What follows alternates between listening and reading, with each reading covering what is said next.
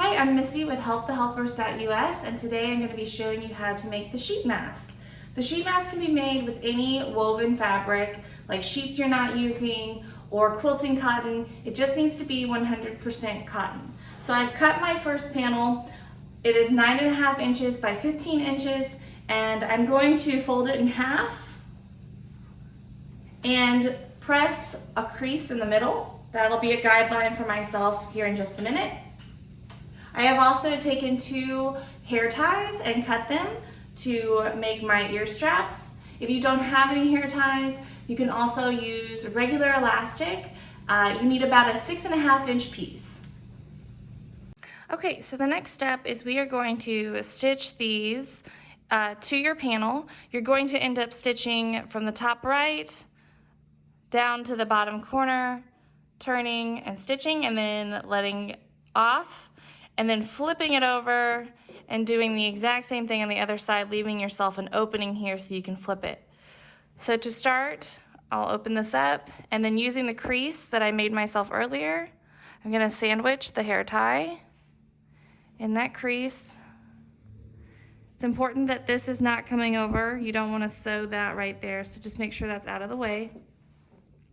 Your regular sewing machines are not going to like sewing over these hair ties.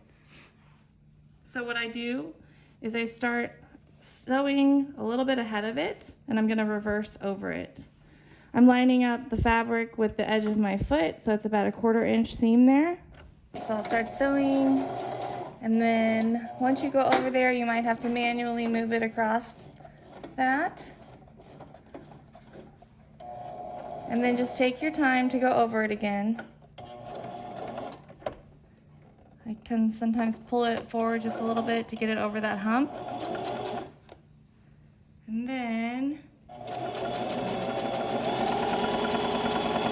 all the way down. Once you get to about this point, you're gonna reach back under here and find the other end of that hair tie or elastic. Elastic is honestly going to be easier for this project, but if you don't have regular elastic, the hair ties will work. So now I've lined that up in the corner, and I'm gonna roll over that again. So take your time again. I do like to back it up over that just once so I can make sure it stays. Drop your needle in, turn your fabric.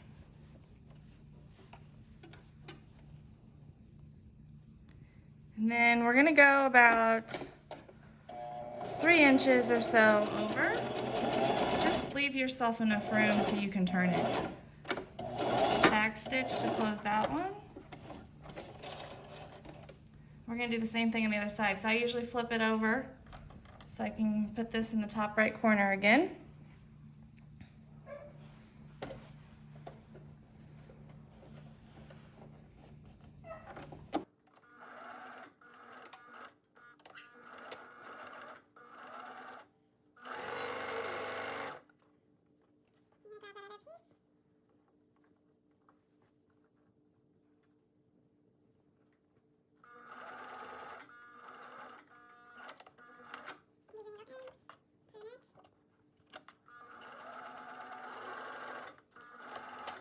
Okay, now through your opening, you'll flip this.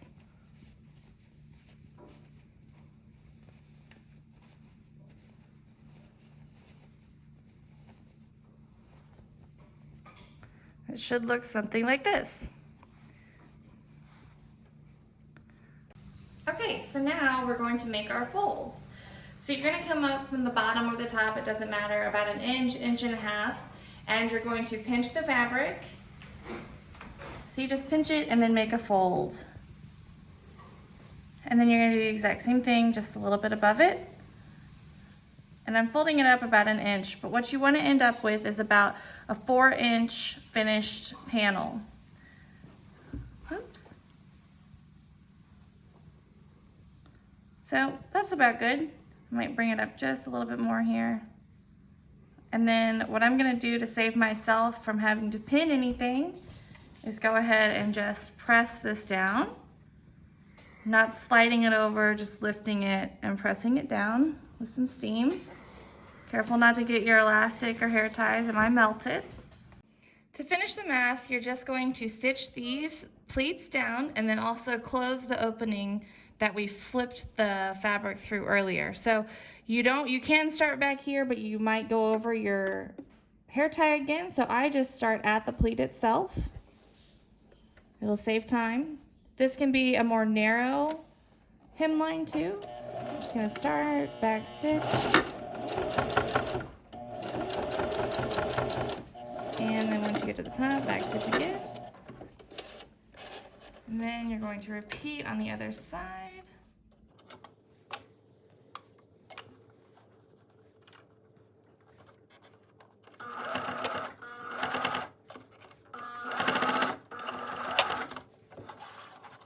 And then just close your opening at the bottom.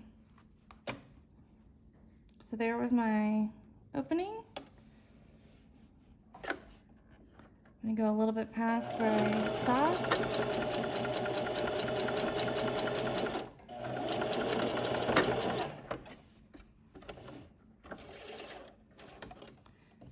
Then all you need to do is trim your tails.